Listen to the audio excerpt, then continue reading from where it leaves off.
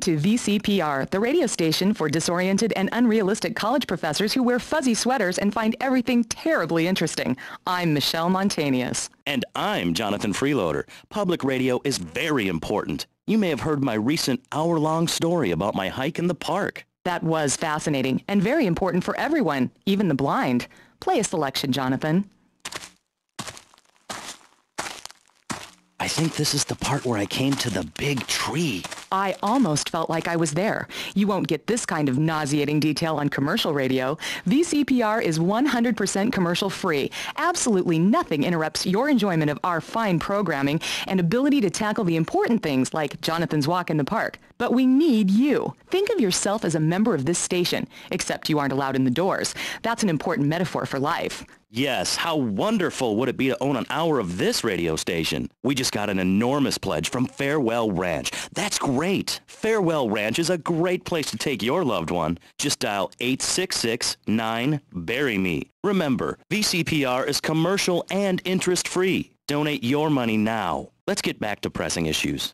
Thank you, guys. So, we're back on Pressing Issues. Just one of many fine shows you'll hear if you have the patience to listen to public radio. Although thanks to the many awards we have won, Pressing Issues has extended playtime and is the #1 rated show in the Vice City area. I'm your very entertaining host, Maurice Chavez, a man climbing the broadcasting ladder at a rate of 6 knots. 6 years ago, I was a clown, and now I'm a success. Think about it. Imagine where I could be in 10 years. I could achieve anything. Anyway, morality. What is it? Why do we need it? Our ancestors, shortly after discovering fire, built tools to beat each other over the head and discover how to make meat to celebrate with afterwards. Then Columbus came over, shut down the Pilgrim discos. Why? All very confusing if you ask me. And you did. And I asked myself, that is a perfect subject for a region-wide discussion show, which is very lucky because I happen to host one. To discuss the subject of morality, we have firebrand preacher Pastor Richards, the head of the Pastor Richards Salvation Statue Organization, a group which plans to raise enough money to build a statue of Pastor Richards himself. We also have John Brown, leader of Moms Against Popular Culture, or MAPC. Or is it MAPS? MAPK? I don't know. We're deep in acronym hell right now, or is it purgatory? And finally, we have Barry Stark, author of the book As Nature Intended. He's the editor of Vice City's Naturist News, and is working feverishly, it says here, to bring more nude recreation to Vice City. To protect the dignity of our other panelists, we place Mr. Barry Stark behind a divider. I'm naked back here. It's my right as a person. Yes. Let's start with the obvious, yes? Is it moral to be naked? Yes! You can't stop me. Well, I'm a mother, so I have to deal with this issue every day. My adorable kids have learned that it's wrong to be naked. When it's bath time, they know to put on a bathing costume. That's also the reason there are no mirrors in my house. Nudity leads to bad, naughty things. Maurice, if I may interrupt, I haven't worn clothes since 1982. Clothes are seriously unnatural. Didn't you guys learn anything from the 60s? I had a revelation when I was on holiday in Germany. I'd always felt very constricted. Then it hit me like a slippery fish. Clothes are plain wrong. When you're born, you're not wearing any clothes. When you die, you're not wearing any clothes. I'm going to have to interrupt you there. What if you die at work? What if an enormous piece of machinery falls on you while you're working? Clothes lead to immorality. Nudity stops people from fighting. Have you seen an issue of National Geographic lately? People around the world are nude. You don't want to shoot a machine gun or a howitzer or a flamethrower if you're naked. It could burn or scald in quite a personal fashion, quite frankly. Have you been to the zoo? Animals are naked. If everyone were naked, there'd be no war. Everyone's complaining about crime and the theft of cars in the city. No one's ever stolen my car. No one's ever pickpocketed me. They've never even tried. That's because you're a degenerate loony. If the police were naked, it would set a great example to everyone. You can direct traffic and eat donuts entirely in the buff. Maurice, this kind of immoral behavior is exactly why I'm building the Pastor Richard Salvation statue. Noah had an ark, Texans had the Alamo, and I am building a highly fortified structure in my image. Simple. This 50-story statue will be able to deflect alpha, gamma, and beta radiation. The day is coming, and coming soon, where the artificial suns will rain down to punish the degenerates degenerates of this city, but you can save yourself. The Pastor Richard Salvation Statue will be a completely self-sufficient community. We have canned food rations, private living quarters, and enough supplies to survive happily the predicted 40,000 years of nuclear winter. In Phase 2, and with funding from NASA, we will equip this massive statue with rockets. So when the poopy hits the proverbial fan, we will load up the statue with all of the people who have saved themselves through generous donations, blast into space, and colonize Saturn with a race of morally correct, affluent people ruled by me. Will there be naked people? No, turd brain. It's morally corrupt people like you we're shielding ourselves from. Liberals, degenerates, the Welsh. They're the ones responsible for the nightmare Vice City is today, the crime in the streets, the parties, the children born out of wedlock to a future of hopelessness. Anyone who does not agree with me is mentally sick and should be shot, I'm afraid to say. We need to build a place to escape these transgressions. Whew, that's extreme stuff, Pastor. But we'll leave amateur eugenics for a minute and ask our other panelist. Jan, you're a mom, so you know everything. What is your thought on all this? And do you think Pastor Richard stole his ideas from a movie or book? Well, yes, I am a mom. My kids are very special. So special, they go to special classes. Now, I teach my kids history to give them perspective. Last night I was telling them about how Magellan sailed around the Strait of Magellan and met some friendly natives that gave him supplies. Then he had to kill all of them. And that's an important lesson about life. If you look at nature, you'll see many species that eat their children to protect them. This is especially true of hamsters. It's about putting the family first. That's really important to me, and where a lot of my morality comes from. And if you don't like it, find your own husband and stay away from mine, okay? Okay, but, and excuse me if I sound a little confused here, but I don't think I understand. Now, my morality comes from looking at history and biology and working out what's best for my kids and screw anyone else. That's what this country's all about. I mean, I saw the hippies. What a load of claptrap. What's your kid going to do at a school with a name like Moonbeam or Wave or Horseradish or whatever they call them? How can you take your kid to a Little League game when you live in a communal farm growing drugs? It's awful. And that's what my life is about, looking down on others. Yes, I think I can see that now. Moving on. Pastor Richards, in your book, you talk about putting yourself first, and how people should not make sacrifices or help those in need. Do you want to elaborate? Oh, that's right. People need to learn how to take care of themselves and not depend on others. If you read chapter 45 of my book, I talk about how being selfish is a virtue. The best thing you can do for someone that needs help is to tell them to help themselves. That builds moral character. Morality, Maurice. There's not much left in this city. Every time a culture has taken on the doctrine of helping your fellow man, we get thrown into the dark ages. Look at Russia. They keep trying to help each other out, extend a hand to a neighbor, and guess what? Every 10 years, someone's invading, burning down their homes, and taking their toilet paper. Napoleon, Stalin, Attila the Hun, all of them. After you read my book, you will understand. I may have been born in the sea, but I'm no dummy. Are we going to talk about being naked? Yeah, soon, Barry. Keep your hair on and calm down, please, my friend.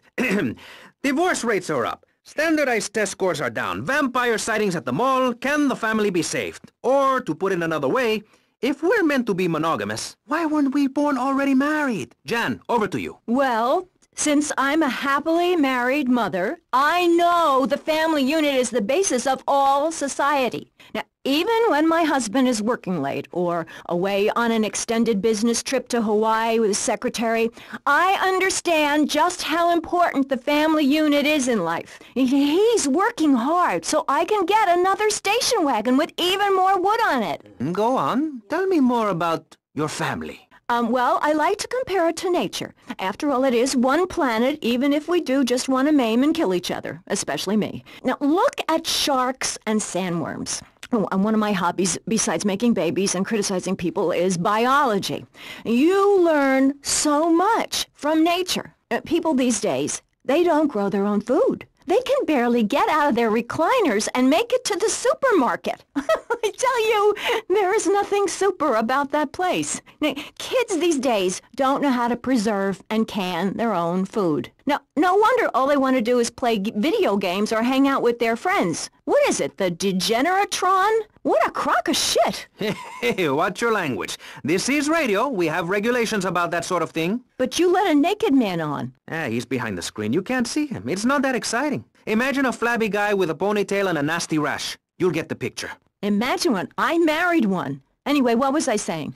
You were discussing the Degenatron, which I understand is a games machine. Then you swore. I'm sorry, it makes me so mad. I mean, what I heard my son, Patrick III, I heard him using slang words in the house the other day. Rad and cool and stick it. I mean, I beat him to within an inch of his life, and he will never make that mistake again.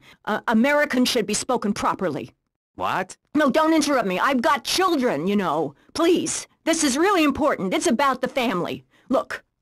Nobody knows how to cook anymore. Nobody knows how to kill anymore. Nobody knows how to kill dinner. My daddy was a very wise man before that tractor pull accident. My daddy taught me how to slaughter a pig. That's very useful information. Oh, sure, I was a little nervous at first, but he put me in a room with a fork and a fat sow and told me he'd be back in an hour for some fat back and hog gels. As a mother, I'm proud to say I throttled the life out of that little piggy.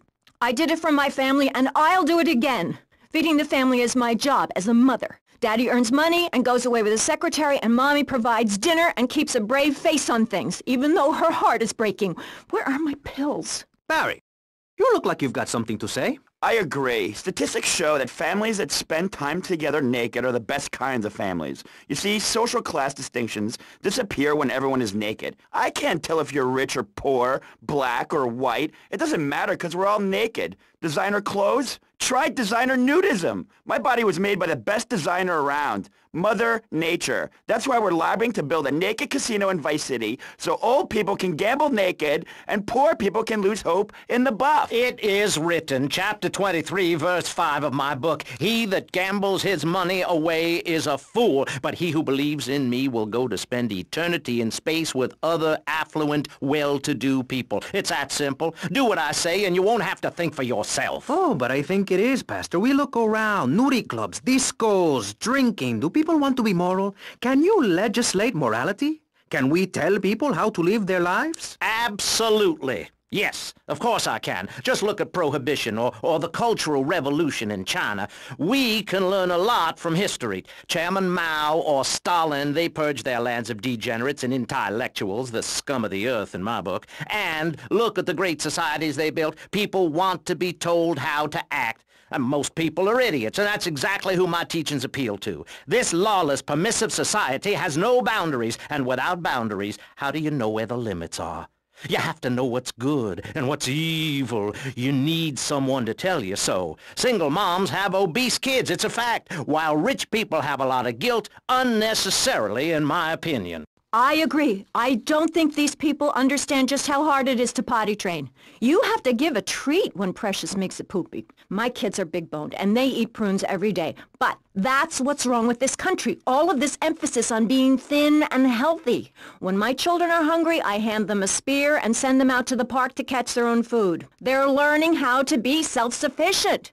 Yesterday, my youngest, Jono, killed the postman, but at least he was trying. So I gave him a cuddle. I told him to hit Daddy next time he comes home late smelling of cheap perfume.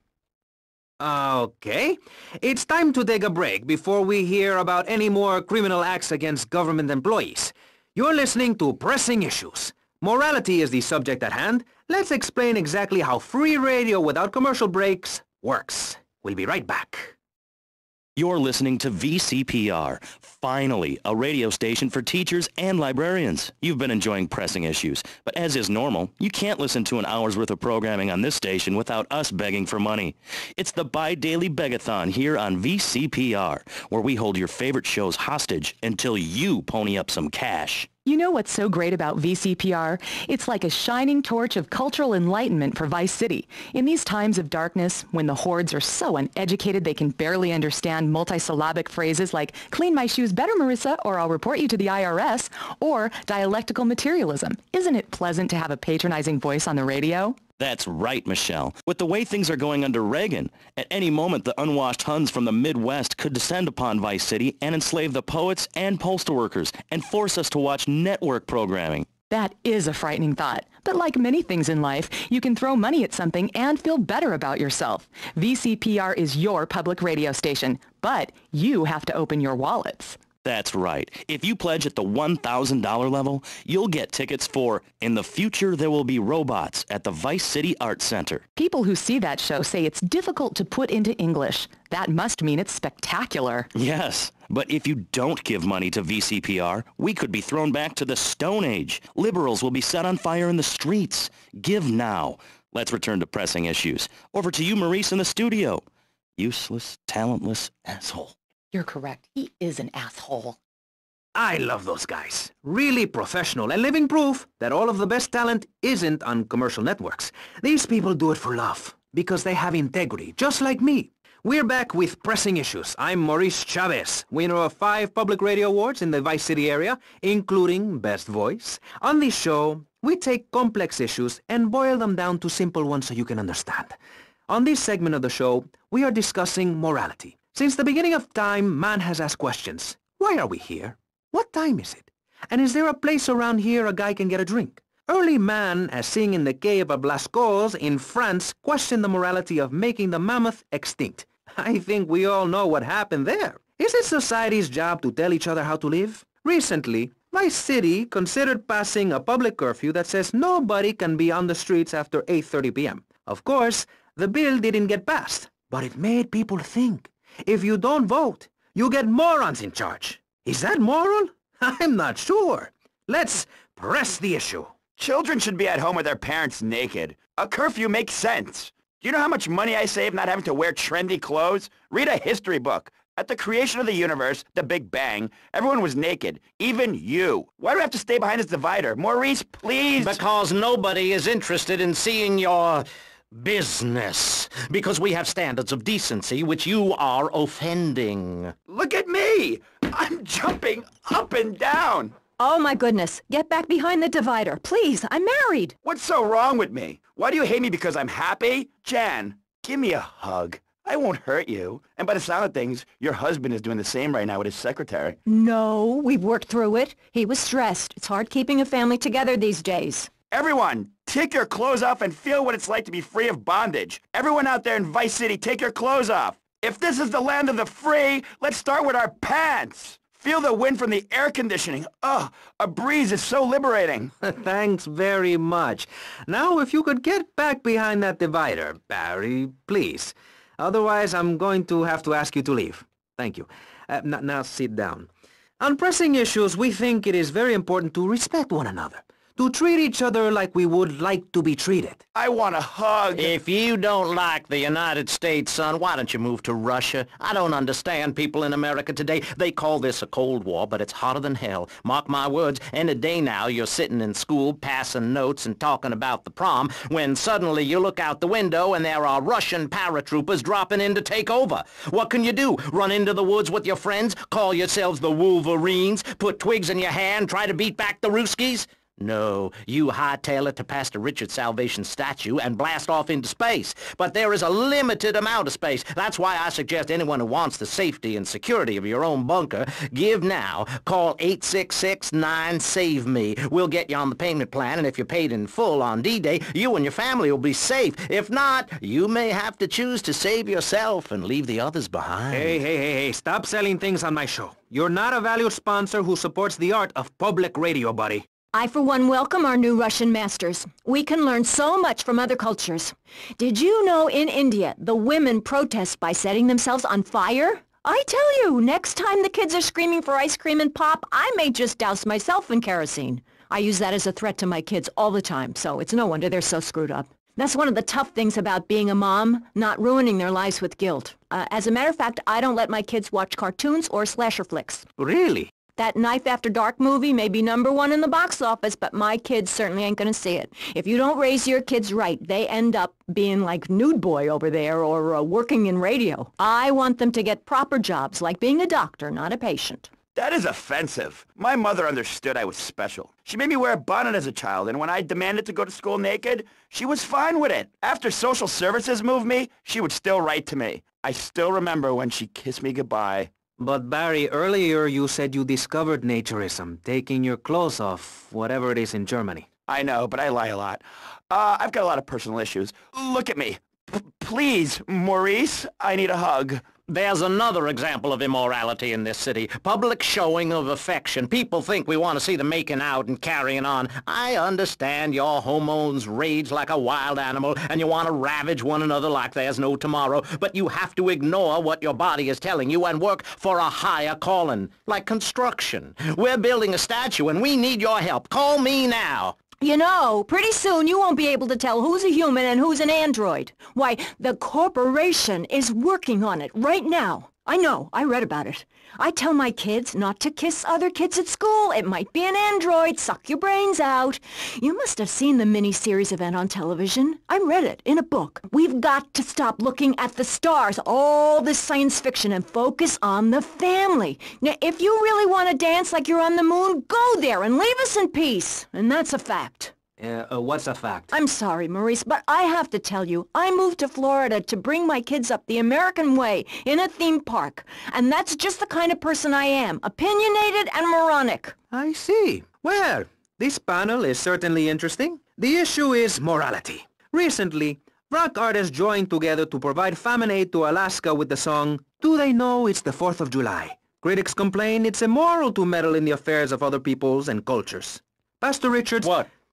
What do you make of meddling in other people's business like an over-opinionated sociopath? Well, let me say that money could have gone to much better things, like reserving a place by my side in the Pastor Richard Salvation statue. But I digress and plug. Stop doing that. Don't interrupt me, boy. Anywho, I addressed the Alaska issue in Chapter 23 of my book. You see, the Alaskans are lunatics, plain and simple. They eat whales and snow and they sleep in the freezer. Who wants to eat snow every day? Oh, I tried to help. I sent a helicopter with copies of my book, but they burned them in a pile for heat. If the people of Alaska choose to live there, let them. But don't come crying when you're tired of eating penguin and it snows 18 feet a day. Yes, but don't you think it's important I think it's very important to listen to me, young man. That's what makes the state of Florida great. Rather than help improve where they are, people nationwide abandon their hometowns, come down here, and shove their beliefs down everyone else's throats. That's the American way, always has been. We should send some pictures of Florida to those people in Alaska.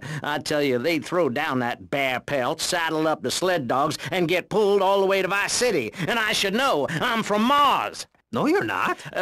Mars, Alabama. I founded 3 colleges there. The problem with Alaska is that people don't get naked. If you can't work on your car or play the cello or use sharp knives in your birthday suit, then what's the point of living? Well, it is a bit cold there. People put on clothes when it's cold. We evolved without a warm covering of hair. That's a lie, sir. We come from the great meteor of truth. Clothes are a habit, like shaving and taking out the trash. As soon as you stop, you realize what a prisoner you were to society and the twisted state of morality. People think that nudists are immoral. Well, we're not. I'm married. I love my wife. In our commune, it's so wonderful to wake up in a big bed and go to breakfast clothed in nothing but a smile. What kind of people are there in your weirdo commune? Single people, families, elderly couples, teachers, politicians, and especially truck drivers. Truck drivers understand what it's like to be by yourself for days on end, with nothing but country music on the radio and a stick in your hand, shifting gears over and over. Truckers realize there's nothing to be ashamed of on the open road. Get naked and beat it on down the line. You've never seen a sense of community and morality like a nudist colony. We share everything, the cooking, cleaning, wives, a shared sense of what it's like to be a complete social outcast. Wait right there, Barry. I'm getting something through the cans. Headphones, that is. Yes? Yeah, okay.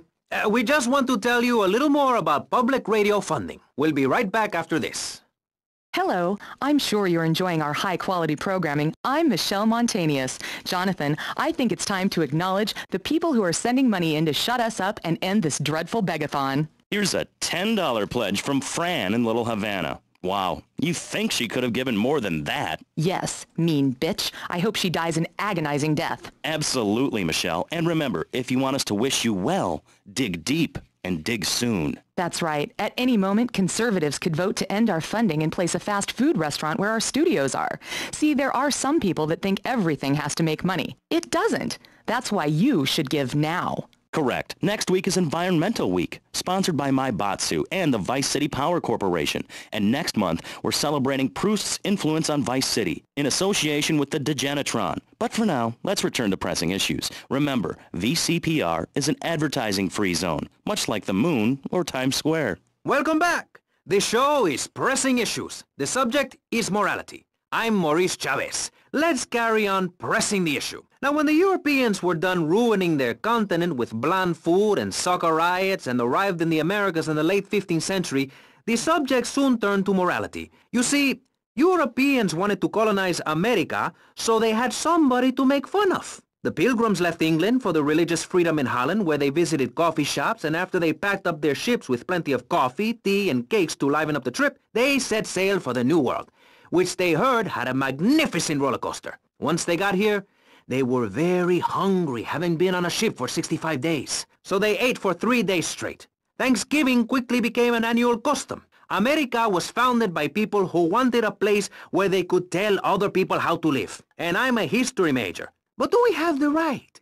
The question, is it moral to celebrate Thanksgiving, a holiday that is clearly about gluttony, annoying relatives, and awful casserole? Well, I for one love a casserole, and at my weekly meeting my congregation has a potluck. You see, a casserole is a lot like life, Maurice, and that's the basis of my philosophy. If you put a bunch of leftovers from the fridge in a pan and bake it, somebody'll probably eat it. It's like my book. You believe in your favorite sports team, then they get massacred. You believe in gravity, then it turns upside down on you. You love your favorite TV show, then the network ends it with a lousy finale. But you can believe in me, and if you believe in something, support it. It's one thing to love something, but if you don't shower it with money, then just don't talk to me. Communism, don't make me puke my guts out, please. Well, I myself love casseroles on Thanksgiving. And the way to teach your children the rich history of America is through theme parks. I just love Pilgrim World, especially the part where you get to slaughter your own buffalo and take home the meat, or give the locals the flu while buying their land off them for a pittance. That's what children need. What is? Wholesome activities that benefit the family. Now, what good is it if a kid plays Degenitron for 5 hours? Oh, sure, he's killing space aliens, thank you very much, but it ain't putting food on the table. And he's learning bad language, like bleep, bleep, bleep. When my family go out to dinner, we're starting from scratch, even if Daddy is working late, again. We build our own spears, smear ourselves in dung, and then wait in a swamp for something to come by. In the suburbs? I bet your neighbors love you. How long do you wait? Don't you get arrested? Hey, mister, I'm married. Look at the finger. It has a ring. I've got children, for Pete's sake. Stop eyeing me up.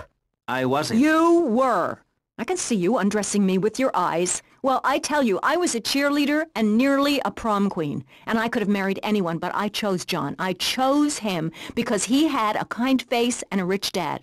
I didn't know he was going to cheat on me or embarrass me. I didn't know. But I won't be made a fool of. I've got the children. Okay, Jan, it's okay. Men are idiots. Ask my ex-wife. Don't worry. Stay calm. I'm not eyeing you up, but I am a little worried about you. How are the children? Do they enjoy school? Of course they do. That's precisely why I'm going to start homeschooling my children. High school is a cult. There's a group of savages that rule the roost and get all the girls, and everyone else is picked on and abused. It happened to me, and look at me. I'm a deranged mess, and my husband cheats on me. I don't want my kids to go to a public high school. Instead, we have a prom each year in my living room. And that leads to my next question. People in high school in Chile are all naked. I've about had it with you, Barry. I try to be fair, I try to be kind, but you are a freak and a liar and wasting everybody's time. The organs below the belt are for reproduction and removing of bodily waste. There's no reason that when I go to buy a soda or a transmission, I need to be distracted by your privates dangling about. Now, when I go to the store to buy an air conditioning filter, I'd rather not have to look at your moneymaker, amigo. I'm glad you are proud of it. But when people of Vice City are in a Quickie Mart, they should be able to have a simple financial transaction without seeing your fire hose. Are you with me? Sorry, Maurice. That's okay. Just try to behave. I think the sun must have got to you or something. Yes, maybe that's it. Maurice, if I may, you have a fine show here, and I'm glad to be on it. But everyone within the sound of my voice and smell will die in the fires of doom. It is written. TV is trash. Radio is trash. Our newspapers are run by Canadians with an agenda. Our very way of life is threatened. We formed this great state to play golf, and I'll be damned if any weirdo hippies are going to tell us we can't fill in wetlands and make a home for ourselves, complete with 18-hole championship standard courses and selective admission. Heathens will ruin the land. Acid will rain from the skies. We'll never hear my voice again. It will be anarchy. TV teaches immorality. Refugees, glue, the price of tea in China. How can we raise children in this environment? My little boy asked me the other day, Mommy, are unicorns real? What am I supposed to say to that? Do I lie and make myself as bad as the boy's father? Or do I break the little boy's heart and ruin his life so that he ends up a nudist or a freak or something? It's a difficult question, Jan. A very difficult question. Is it right to lie? Clothes are a lie, Maurice. No, Barry. Clothes are a way of keeping warm and not getting arrested. No policeman has ever hit me with his truncheon. I'd like to hit you back to hell, you sicko. You're filth. Human form of vermin. A blight on a fine society, picket fences and garden parties, and everyone coming 3 times a day to my statue to pay homage. Pastor Richards, as a human being, I have to say I find your philosophy or cult or whatever it is utterly and completely appalling. Why, thank you. I knew you'd understand. I mean, you seem to want to build a religion around yourself and some 1950s vision of America. It's the 1980s, man.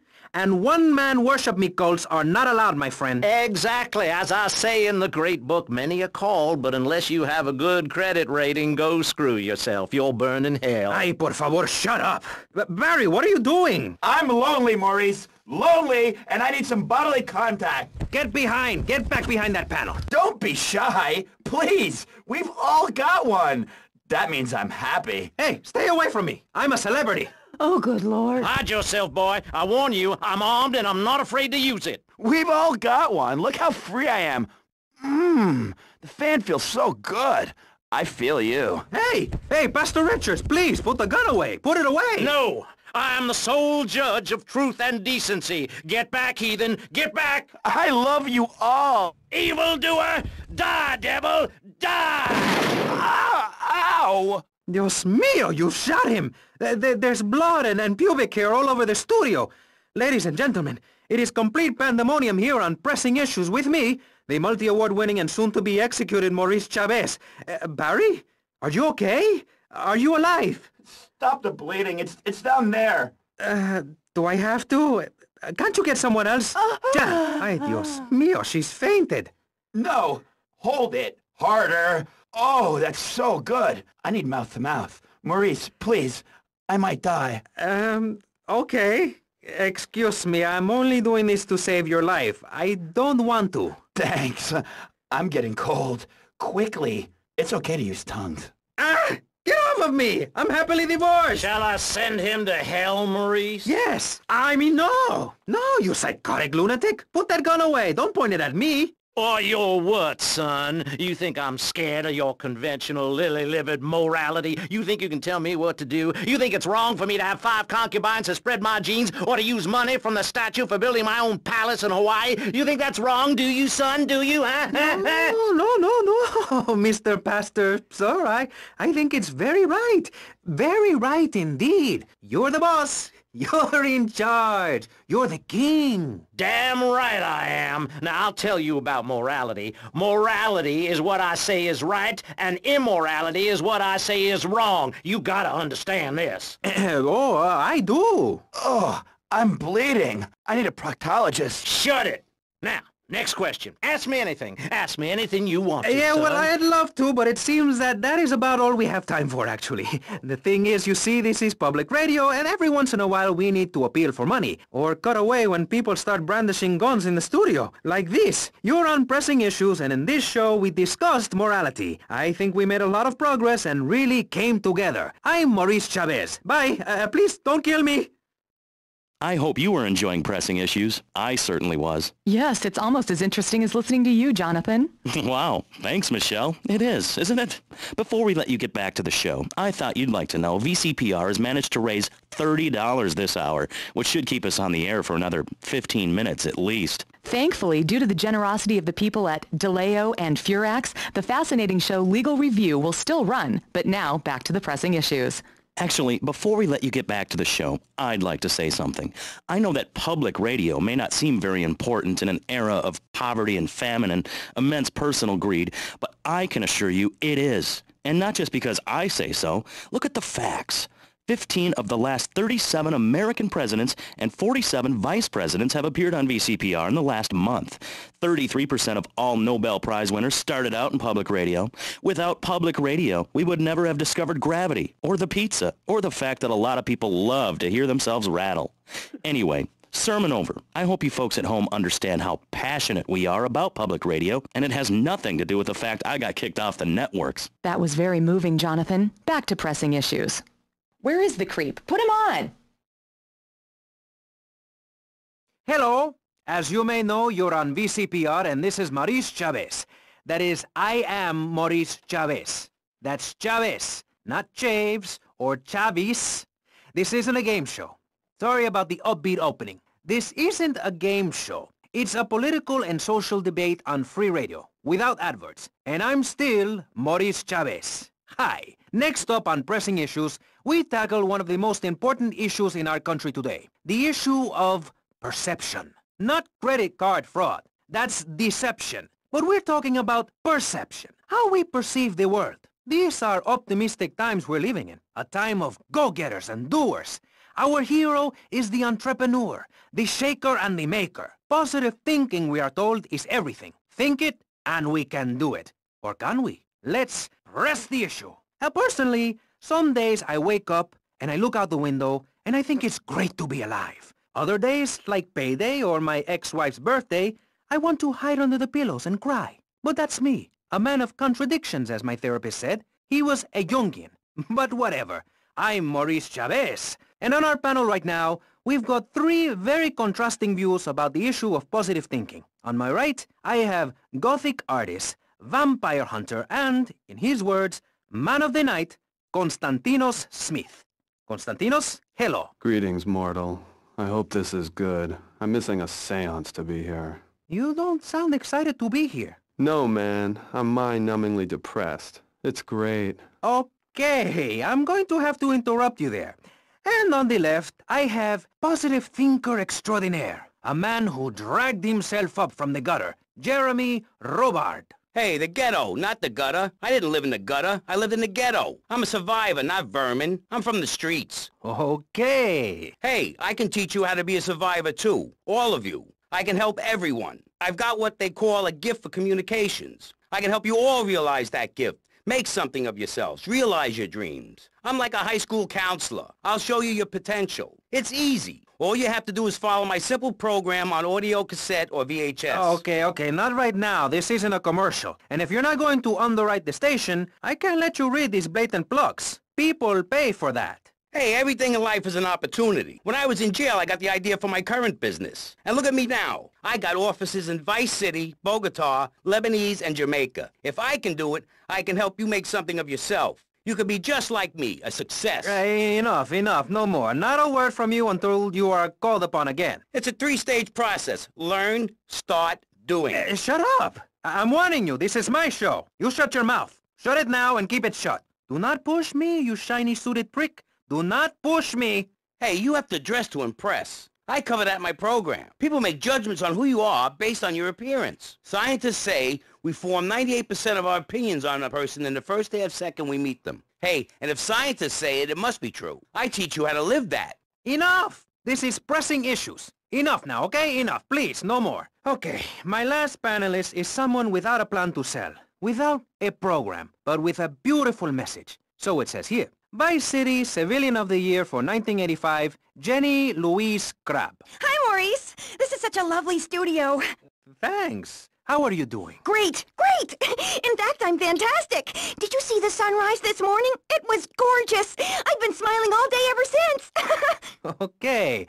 Now let's get with the policy of ladies first. And since you seem to be the most pleasant person here, Jenny, let's start with you. You seem like a very happy person. Oh, I am. Really? Why? Well, life's great, isn't it?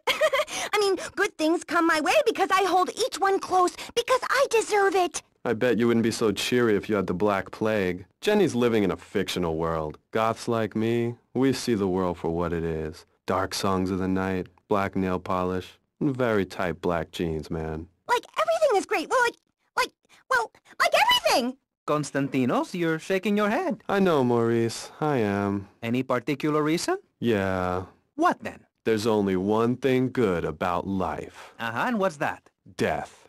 Death? Yeah, and dying. That's good too. And black. And the moon. At least when you're dead, you can go around as an astral body and visit places like New Orleans. I love New Orleans. It's really hot and depressing. Oh, death is good. Is it? Yeah.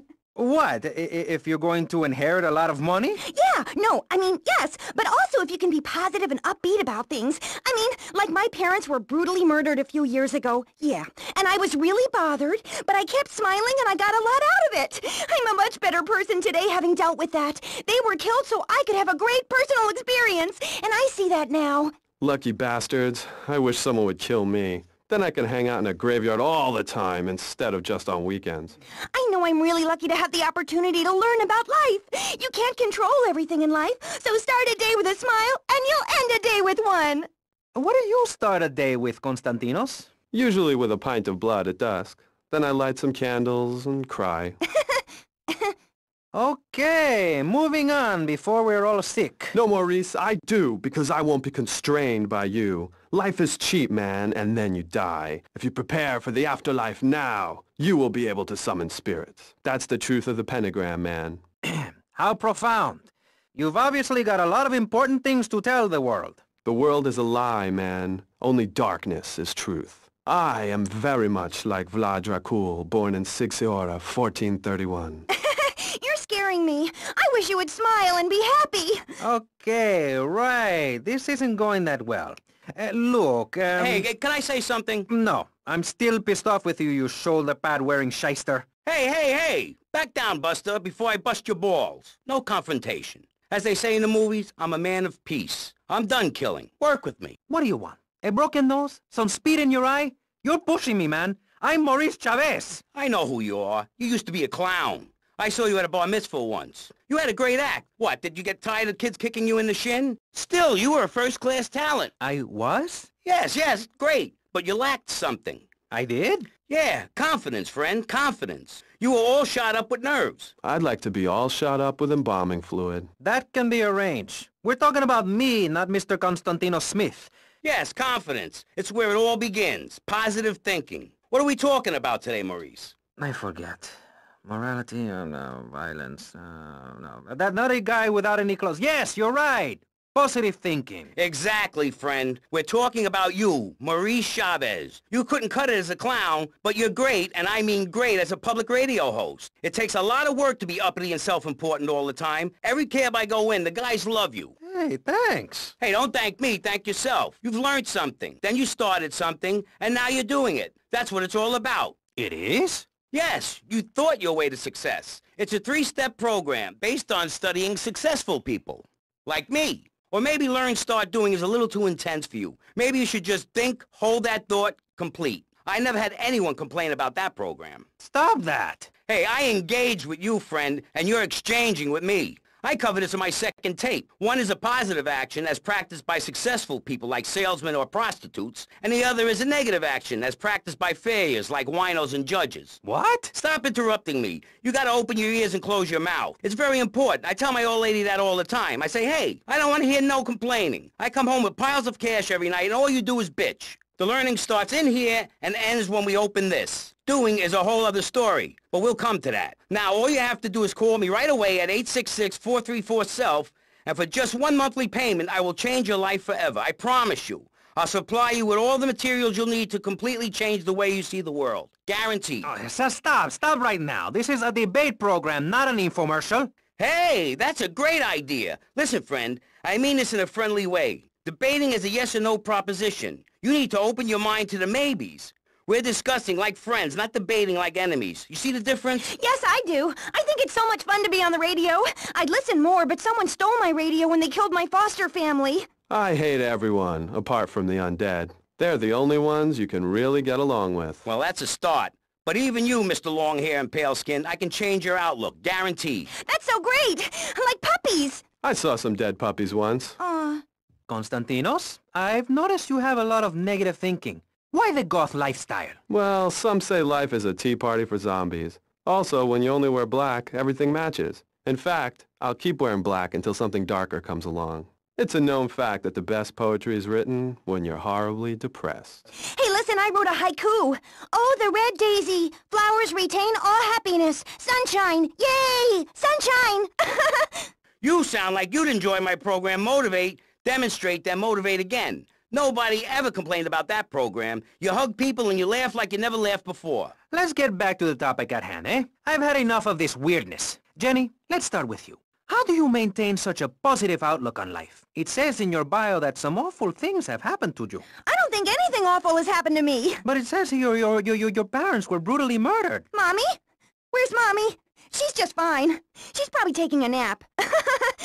You're like my bad doll, Mr. Livingston. He's a bad doll! Bad doll! Not like my other dolls. My mom's great, though. Thanks for asking. Okay, wow, you're psychotic and dosed up to the eyeballs on tranquilizers. If it's psychotic to be happy, then I guess I am.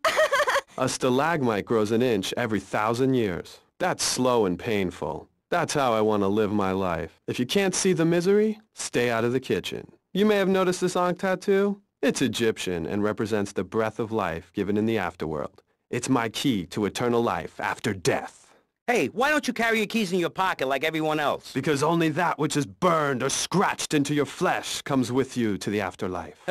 I bet my ex-wife will be there waiting for me in the afterlife. The bitch is crazy. Hey, can you put a hex on my ex-wife? Like some kind of spooky voodoo or something? I do dabble in the dark arts and magic. I ain't talking about magic like pulling a rabbit out of your ass or pulling quarters out of your ears. I'm talking voodoo. You know, dance around with a chicken voodoo. That bitch was a grass. Why does everyone assume that just because we're goths, we're weird? I don't know. The hood, cane, black fingernail polish may have something to do with it. When is the last time you seen the sun? It's been over 18 years since I was out in open sunlight. I only leave the house if it's raining or if I need milk. Exactly. Listen, I was just like you at one time, except I didn't wear makeup. That would get you a firm beating where I grew up. I'm happy to give you a sample of my course, Learn, Start Doing. I promise you'll run out and buy some colored clothing and listen to some music other than people groaning on and on for half an hour about how much it rains in Manchester. Life is what you make of it. Look at me. I got a condo, a hot tub, a lot of girls. Listen, you're really bringing me down, which is hard to do. I've been to the other side many times. Sometimes I barely come back. It's all about astral projection. Like right now, I'm projecting myself into the women's bathroom at the fairgrounds. Hey, that's a good trick. Maybe you and I should go into business together. Oi, look, I've had enough of this love fest. You're a motivational conman. And you are a maniacally depressed loony with anemia. You guys should hate each other. Did you say love fist? Those guys are so super. Listen, I just wrote another poem. If I had a flower for every time I think of you, I'd walk forever in a garden. And I just wrote a poem too. Shut up, you weird, pathetic people. This is my show, Maurice Chavez. Capiche? Comprende? We're not here to recite poetry or sell motivation tapes or talk to dead people. We're here to press the issue. Anyway, let's take a break. We'll be right back after this important information from Vice City Public Radio. That's Pressing Issues here on VCPR, Vice City Public Radio. If you haven't given money to VCPR and you're listening to this station, you are a thief. That's right, Michelle. You might as well throw a brick through the window and loot the place. How selfish you people are. This is public radio, serving the public with everything that is important, like me. So come on, keep us on air. It's really important. Send us your money. I'm going to say this over and over until you do. Yes, Michelle is known for her begathon tantrums. She cares about this station, unlike you. Think of how much money you spend on drive-through fast food and commemorative plates. Take that money right now and send it direct to me, Jonathan Freeloader, Starfish Island, Vice City. Now, back to the show. With Maurice Chavez, the asshole. You're correct. He is an asshole. I'm Maurice Chavez. Welcome back. I used to be a performance clown. Now I'm running a debate show. Funny how things turn out, eh? Or is it? That's the question, you see. If we look upon life as a positive experience, do we make it any better? That's what we're discussing right now here on Pressing Issues. Free radio with free ideas. Just keep those donations pouring in. Don't sell out to corporations. We all need a voice. Really, we do. And today, right now, we're giving a voice to 3 very different people discussing positive thinking, a healthy mental attitude. We've got a goth depressive, we've got a very happy orphan, and we've got a motivational speaker with a number of systems. So let's start with you, Constantinos, you strange, creepy creature of darkness. Have you got a positive mental attitude? I like to think so. Oh, really? Misery and suffering, it's everywhere, man. And I actively want a fatal disease. What bad can possibly happen to me? You could win the lottery. The lottery, that's for people with hope. I don't enter the lottery. You could. Damn, you two, help me here. I think he's great. I think he's really sweet. I love your hair. It reminds me of a big shaggy dog with long, greasy, straight hair. You know, Chavez, this weird goth guy, he's got a point. I mean, in many ways, what he's talking about is covered in my 3-step program, Tape 17. Motivate, demonstrate, then motivate again, Part 9. Facing home truths. You see, we all have to face up to a few home truths. I'll never be prom queen. Jenny will never have her parents. You'll never make it in the entertainment business. It's about realistic goals. I can change your life. Just a second, Robot. What isn't covered in your 3-step program? What don't you talk about in your Library of Congress-sized tape cassette library? Whatever we talk about, grief, goths, depression, changing lives. Who are you? What have you done that's so great? You wear a cheap suit. Your hair is stuck rigid with spray. Your breath stinks of whiskey. You look like you sell drugs to people. You're a joke, buddy, a bad joke. Oh, now this is getting personal. I come on your cheap-ass show, I spare my valuable time, I cancel several important speaking engagements, I talk to thousands of VIPs in order to spread a message of hope. And this is how I get treated. I get insulted by a man with dandruff, I get slandered by a guy who couldn't amuse a birthday party of 9-year-olds, I get attacked by a guy who works on a volunteer radio. This is not volunteer radio. I earn a salary. How much? How much do you earn, Chavez, big man, tough guy with a microphone and a cheap jacket, and a look that says my highest hope in life is to work in a bookstore? I'm a go-getter. You're a cheapskate. You're a fraud with nothing to tell people, and no way of helping people. Excellent. I'm really loving this. I hope one of them gets killed. Shut up, dork. All the bunnies are stabbing each other. Shut up. I have a condo, I have a hot tub, I vacation in Aruba. Vacation is not a verb, moron. Yes, it is, because I'm a VIP. I'm very important. And I'm a teacher, a wise man, not an opinionated dolt, a naysayer sitting on the side of life criticizing others while all he can do is get a crappy gig down at a moron station. A man who lives with his mother. I'm between apartments. And I'm between mansions, Buster, from helping people. Do you know how good it feels to be me? Do you have any idea at all how great it feels to wake up and realize you're a rich and talented, important person and in a waterbed with mirrors on the ceiling and more girls than you can imagine? And every time I step outside the door, I can choose which car to drive. If I choose to drive, I have 5 chauffeurs. No, you haven't. Yes, I have. Sweep it under the carpet. That's my motto. If I can't see it, it's not there. Look, I hate to burst your bubble here, but I know you live in a very small apartment overlooking the gasworks. You ain't a big shot. You ain't even a medium shot. You're an asshole, a creepy jailbird who doesn't know the first... I have a message. I can save lives. I'm a savior, my friend. I have a gift for communication, and this is how I get treated. I get insulted, I get paired with a pair of retards, a guy who's afraid of the sun, and a girl dosed up to the eyeballs on antidepressants. Sweetheart, I can get you something much better. These pills are very strong today. Maybe I took too much accidentally. Oh, well. This chick is out of her mind. I thought I was going to get to help people on the radio, to demonstrate my program, to help you, Chavez. Those people on the phone said you were a desperate, lonely man on the edge. Leave! Leave right now. Get out of my studio. Go get your own radio show. Go save some other people. Hey, I'm not leaving till I have the opportunity to save people and sell some tapes. You could call right now and send in the money order. Soon you could have a luxury condo and a waterbed and a suit made in Singapore based on the latest Italian style. Enough! Enough now! Shut up! Hey, vampire boy, I'll give you $20 if you could put a hex on Chavez. Dark forces, I summon you to me. Banish these weaklings and mental inferior ones from my presence. Shut up! No, you little snotty-nosed prick. What? Your shoes got lifts, Buster, I can tell. Hey, lift this hairspray! Oh, my nose! Daddy, stop bleeding! This costs a lot of money. I'll sue you into jail, asshole. Stop fighting, please! I hate it when we fight. Can't we have a group hug? Hit me, man. I like it. Oh, my damn nose. Oh, stop crying, baby boy. Who are you gonna tell, huh? Where's your three-step program now? You think I'm a little wimp now? You wanna be rude about pressing issues now, eh? You think you're a tough guy from the gutter now, eh, my friend? You think you can screw with me, with Maurice Chavez? What you thinking, asshole?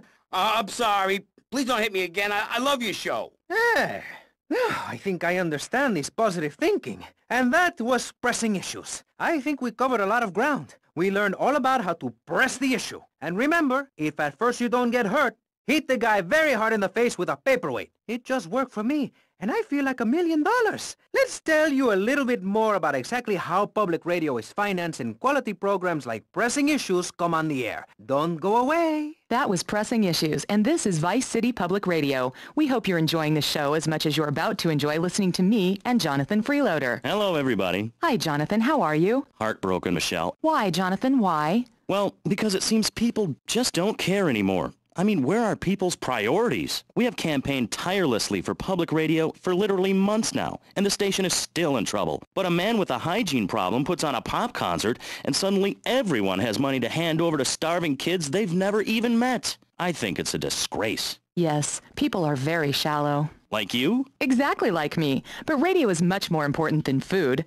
I've a good mind not to let them go back into Pressing Issues this time. You have to give us some money. It's a disaster. That's what it is. What's wrong with you people? Please. We're struggling to pay for our second homes here. And I've only had 3 vacations this year. You poor, poor man. Let's get on with the show. Remember, call now. Please. We need your money. Urgently. Thanks, guys. Hello, ladies and gentlemen, and welcome back to Pressing Issues on VCPR. That's Vice City Public Radio. Radio which gives the public exactly what they want. High-quality educational programming about serious topics, and the consistent reminder that the world is going to hell in a handbasket if you don't give us money. Remember, Vice City Public Radio is commercial-free because it is funded entirely by donations from our listeners and corporate sponsors. So if you're enjoying the show, why not make a contribution? I'm Maurice Chavez, and this is Pressing Issues. Pressing Issues is a roundtable discussion group in which we ask self-important people exactly what they think about things, and then they argue amongst themselves for a bit, before leaving with views more extreme than when they came in. Only joking, ladies and gentlemen. This is a show founded on the ancient Greek principle of enlightened debate and the American principle of free speech. Or is that the ancient Greek principle of feeding wise men hemlock, and the American principle of being annoyed and loud so nobody can get a word in? I forget. Only time will tell. Now, the subject we are discussing right now on Pressing Issues with me, Maurice Chavez, for your enlightenment and enjoyment, is a very serious one. Public safety. In case you haven't noticed, Vice City is not a very safe place. These are troubled times. We are a troubled people. Some would say we are a people at war with ourselves. Others would say we are at war with reality. Those who live in other countries and strive to own our fast food restaurants and quickie marts would say we are a bloodthirsty bunch of crazies who let children buy guns from the supermarkets. Another opinion is that it is the fault of society, that, as Plato said, people don't mean to kill each other. It happens because they are poor or desperate or really thirsty or in need of a vacation or something. Another view is that we are all a little confused and really should stay at home, lock the doors, and forget about everything as quickly as possible. So, let's press the issue, eh? Sitting on our panel right now, we have 3 divergent opinions, 3 separate islands of insanity and a rolling sea of stupidity. 3 wise men following very different stars. To my right, to everyone's right in fact, we have Congressman Alex Shrub, the youngest state congressman ever to be elected by Vice City, and now a respected man in the Capitol. Mr. Shrub got elected because he has great hair and says things that make you nod your head. His campaign appealed to the wealthy because he set all of us at ease by finally confirming it's okay to be rich as long as you say you care about the children. Mr. Shrub, welcome. That's not entirely true, Maurice. My campaign also appealed to the poor, who are too stupid to understand what I'm saying, so I held up pretty pictures and I gave out candy bars to appeal to their most base instincts. Thanks, Maurice. I'm glad to be given this opportunity to set the record straight. I haven't given you any opportunity yet, my heartless friend. Let me introduce my other guest first. I hope this isn't going to get personal. I love Vice City more than anyone, and I can prove it. Yes, that's coming from the man who got elected by calling his opponent a buffalo butt and a fat hen-pecked wimp that couldn't fight his way out of a wet paper bag. Anyway, our next guest is from the opposite end of the political spectrum, a man so wet he looks like he just stepped out of the shower. Peace Corps activist, hippie concert taper, founder of the group Speaking for the Underdog. He is fluent in 7 languages and studied the harp in Peru, Callum Grayshaw. Hi, Maurice. Hola. Buenos dias and noches. Bonjour and buongiorno. Willkommen. Allo. Hello. Hi. Hey, let's stick to English. Most of us struggle enough with that.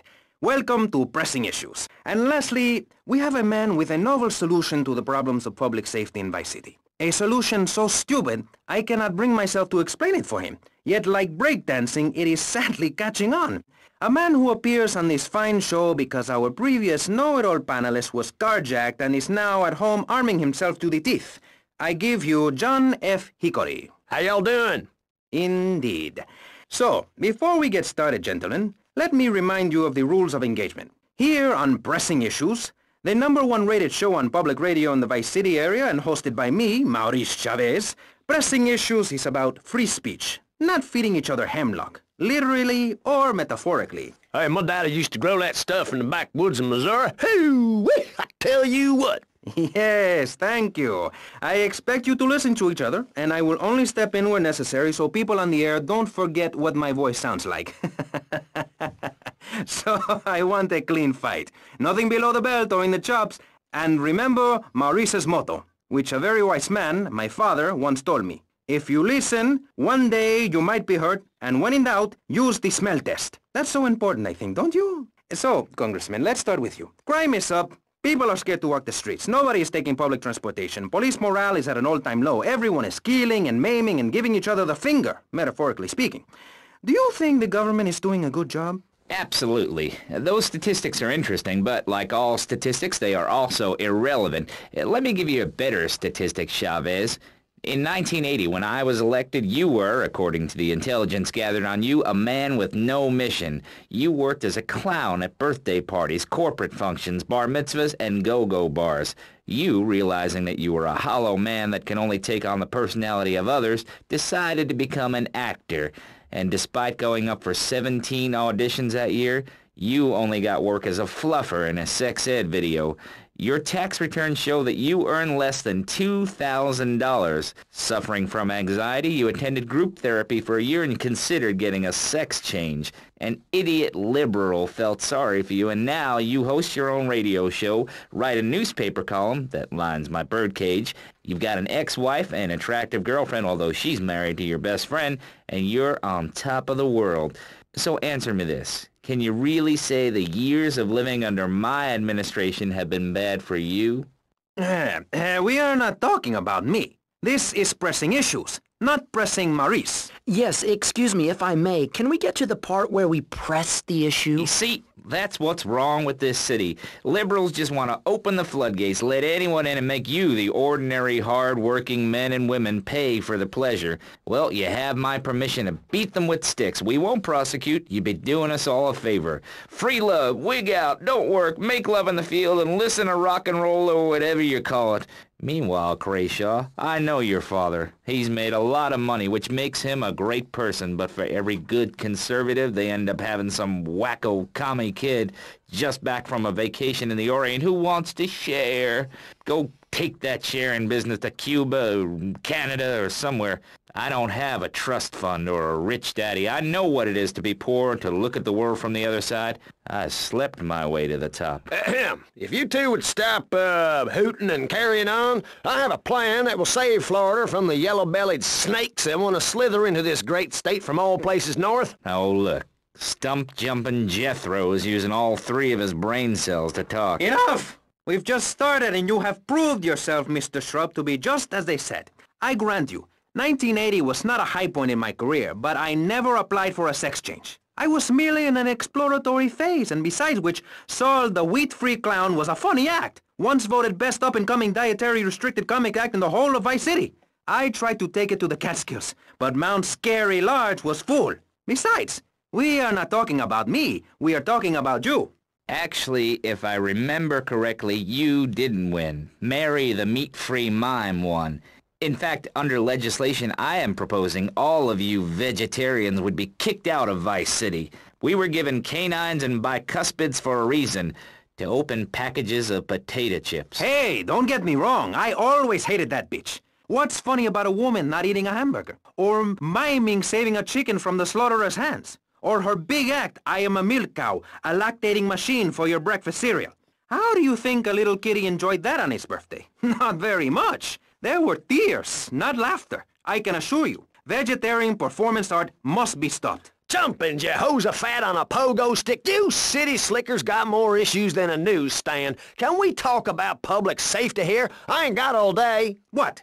Is there a corn on the cob eating contest you have to get to? Get some chitlins and grits in the oven? You got a date with your sister, eh? Hey, be nice, man. I just wanted to talk a little politics and you made it all personal. Right. Let's all stop bickering, especially you, Shrub. I've got my eye on you. Public confidence is at an all-time low. Nobody feels safe anymore. Just the other night, I saw a man running amok with a gun shouting he needed to defend himself. Gun sales are up, book sales are down. What do you think, John F. Hickory? Please, press the issue. All right, that's better. Sticking to the matter at hand. Well, it's quite simple, mister. Immigration is to blame. People are flooding into our state from all over America. Trash. It's quite simple. They're bringing their highfalutin, uppity, out-of-state ways and corrupting the place. Ruining it. That's why I and my organization propose we take Florida out of the Union. We start anew as our own country and ban people from Missouri or Kentucky or Philadelphia or any of them fancy places from setting foot on our soil. You think what? Have you been snorting blocks? Have you read the Constitution? Yeah, I sure have. It talks about freedom. Freedom for Florida from the stench of people moving here to retire or go on vacation. Build your own damn theme park in your own damn state. Florida theme parks is for Florida people only. That's what I say. I mean, I don't go to Alabama to visit a theme park, so why do they come here? Mr. Hickory, your views are a little extreme. Plus, I don't believe there are theme parks in Alabama.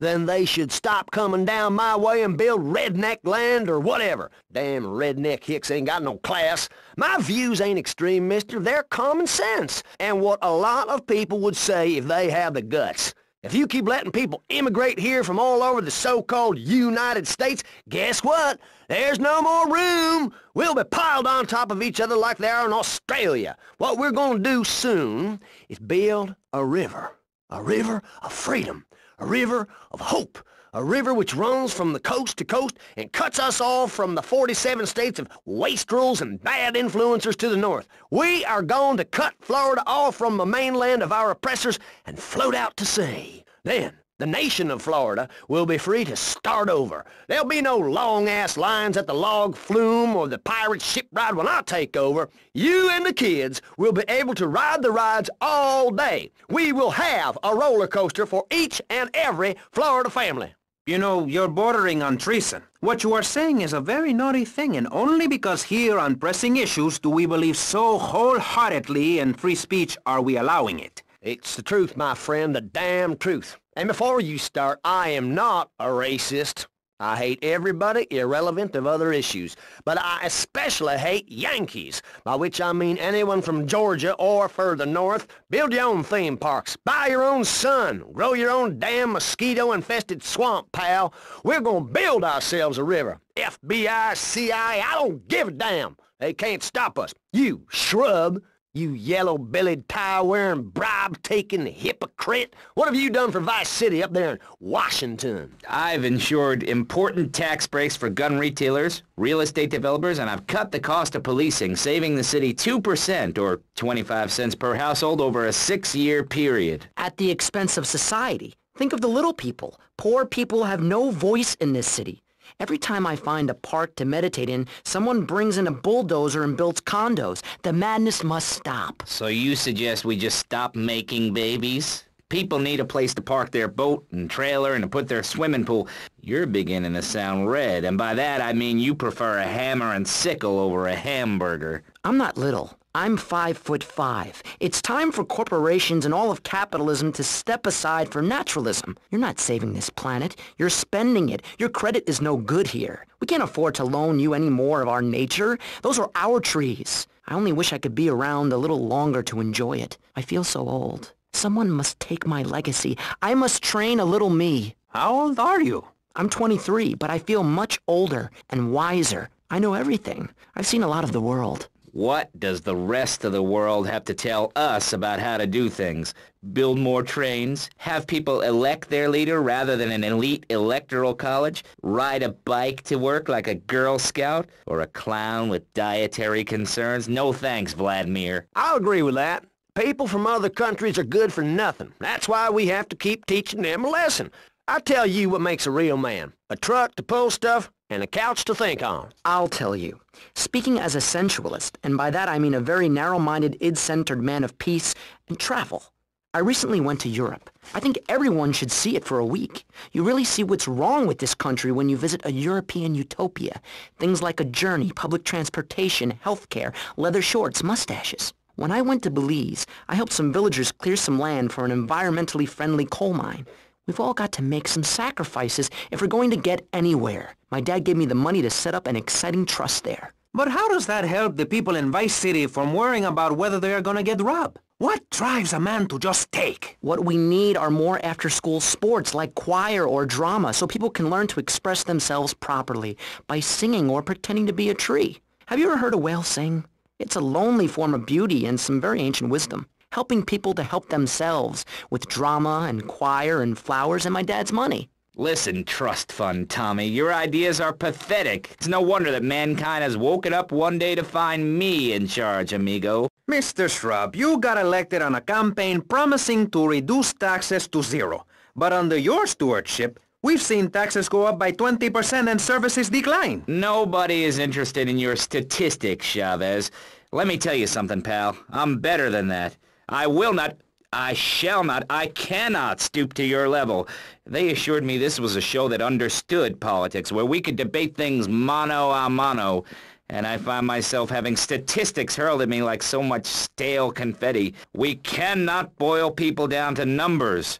You have no idea, my friend, what it takes to serve, the sacrifices I've made to help my country, to help Vice City, the complexity of government, the hideousness of my wife, and the way her thighs grow like our national debt. Oh, sure, some people like that, but not me. It's a nightmare, my friend, and I have it thrown back at me by an ingrate like you. I could scarcely get up in the morning. And with that outrageous revelation, let's take a quick break to tell you something very informative. You're listening to Pressing Issues on Vice City Public Radio. Over to you, Jonathan. Hello and welcome back. I'm Jonathan Freeloader and you're listening to VCPR. This portion of Pressing Issues is brought to you by Ammunition, a proud supporter of public radio and our community. We hope you're enjoying Pressing Issues and the way it challenges your view of society. Unfortunately, public radio in Vice City is under pressure. That's because we're better than everyone. You can't hear this kind of hard-hitting, long, drawn-out programming anywhere else. But you have to give money. That's right, Jonathan. Money is important. It can be exchanged for goods and services, like getting a hip replacement or funding a starving child in Australia. I feel all covered with flies right now. Call us. Pledge your money. Give 10% of your income. That's all we ask.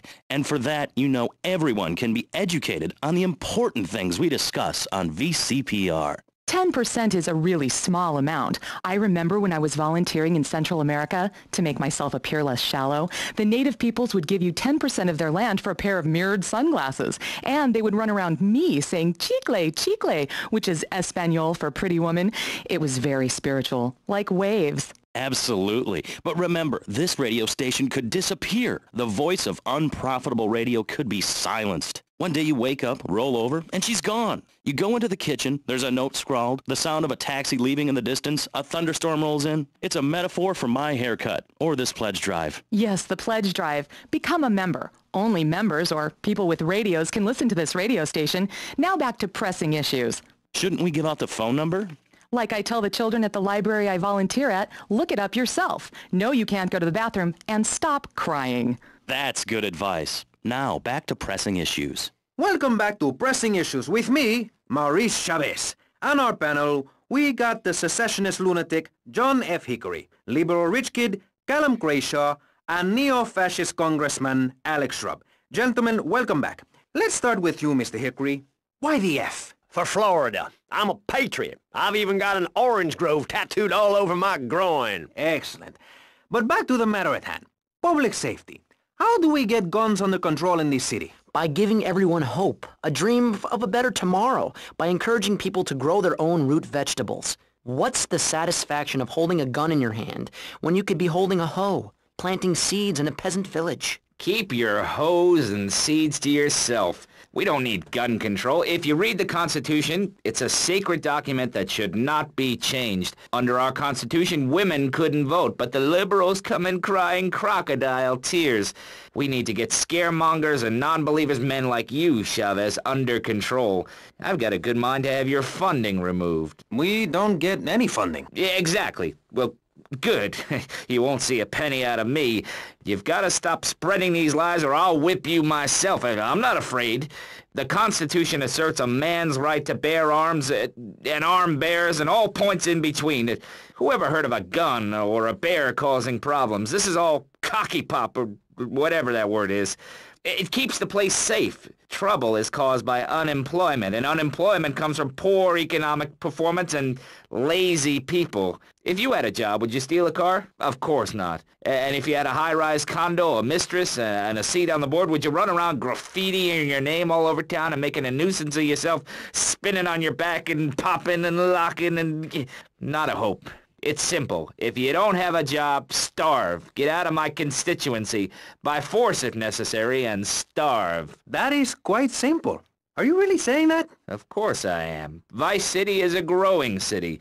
Of course there are going to be some growing pains. Well, what I tell people is this. Gather up your life savings, buy yourself a piece of swamp, drain it, and get rid of the damn wildlife. Then apply for planning permission. Pretty soon you could have your own retirement community or resort destination holiday place. You can start making money out of the boom, the shrub-inspired boom, and enjoy the kind of things sensible people have. Personal bodyguards, massive fences, and a bigger collection of guns than the other guy. It stands to reason. No, no, no, no. Keep them out of here. We do not want any more old folks. If there are any old people listening, go back to your homes. Florida does not want you. Please, die somewhere else. What's wrong with Nevada or Kansas? We want a river. We need a river. The Freedom River. And what about the other crimes? It seems car crime, fashion crime, drugs, everything is on the rise. Absolutely. Of course it is. When I was in Uganda, people were poor, but they were happy. The more you have, the less you have. And that's kind of what I'm all about. There's satisfaction in spending all day weaving a basket rather than just buying one at the store. At one point in Uganda, I saw a great lake of sand and a massive speaking dog. It was a dog of love, not of hate. It was a spirit journey. What are you talking about? I'm talking about hopes, dreams, the magic of television, especially public television. Puppets can say what men cannot. Yes, but how will that stop people taking baseball bats and pounding the living crap out of each other, as I saw in a Mother's PTA group meeting recently? Baseball is our national sport, our national pastime, joining together as men in order to reward the act of running around in a circle. I will thank you not to take its name in vain, Chavez. I hate that spring training. Who do those guys think they are? Coming here and getting in the way, showing us no respect, drinking our orange juice and seducing our women folk. Train in your own home, mister. Our national game down here, my friend, is digging. Digging a big ditch. A ditch of hope, which will flood into a river of freedom.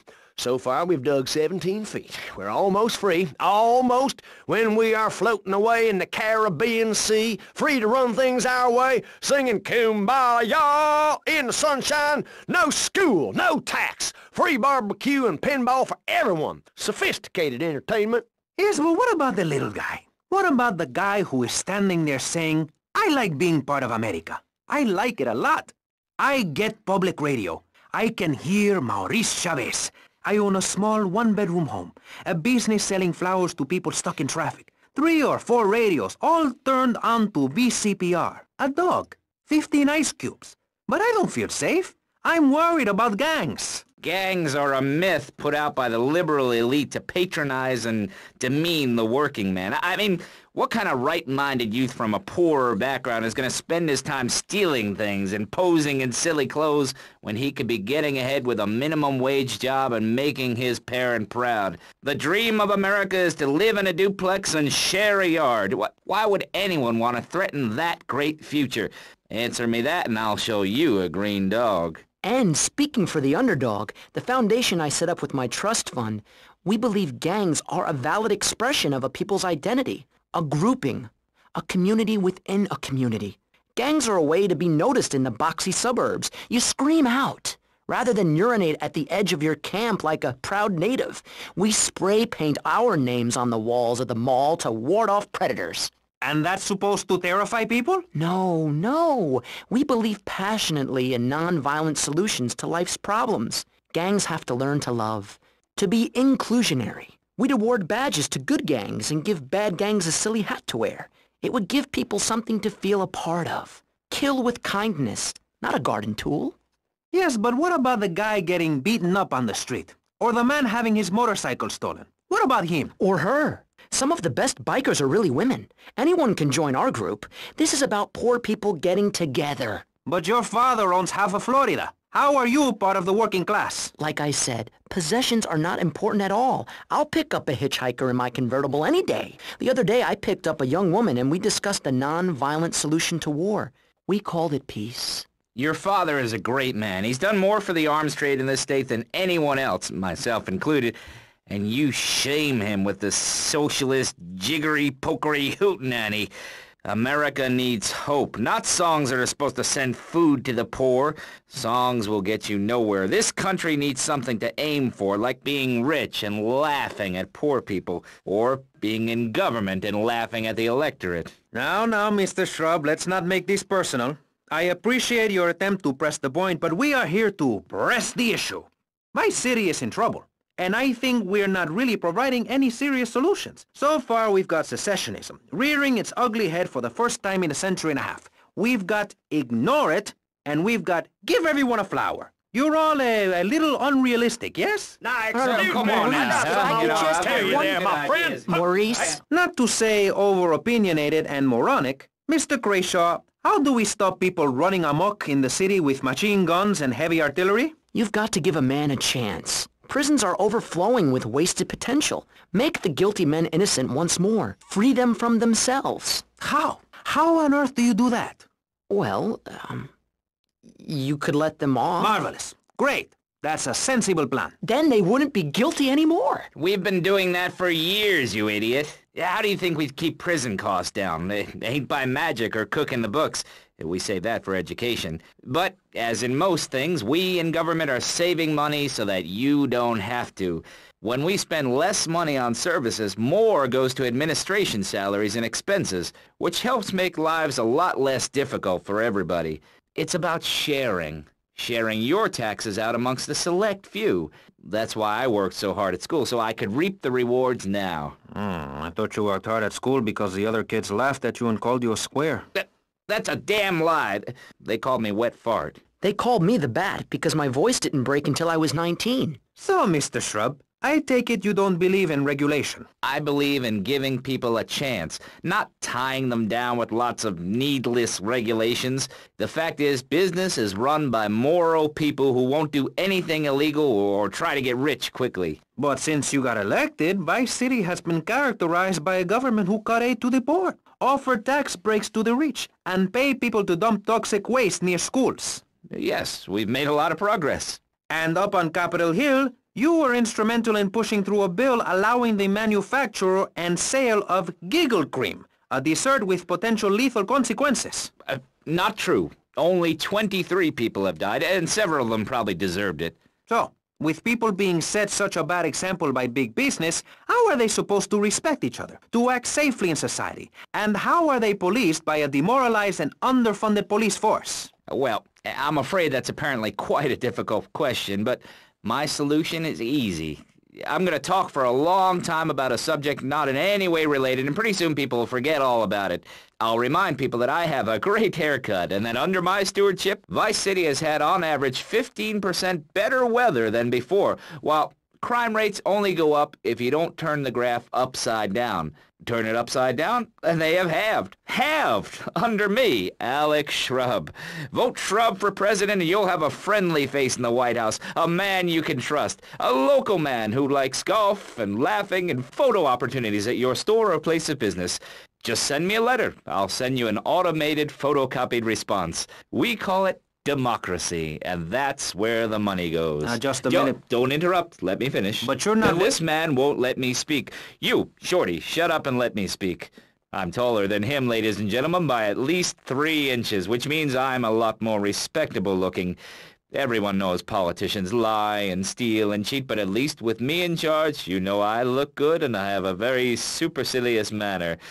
Besides which, I've been abroad, and I prefer it here because I'm a man of the people. Vote Shrub. You'll get richer, and you won't feel guilty about it. Enough! We're running out of time, and you completely failed to answer the question. I'm a professional. That's my job. And Mr. Hickory, what about you? All right, these problems are typical of what happens with an open border to the north. The state is filling up with trash. People who can't tell the difference between a swamp and a marsh. Guys who don't know the first thing about the legality of marrying within the family. That's why we need a river. People, I'm telling you, pick up your spades, go into your garden, start digging as deep and as far as you can. Pretty soon the whole state will be flooded and ruined, and then they'll have to leave. We must build a moat to the north or they will come down and ruin this great state. And Mr. Hickory, were you born in Florida? What a stupid question of all the cheek. Were you? Of course not.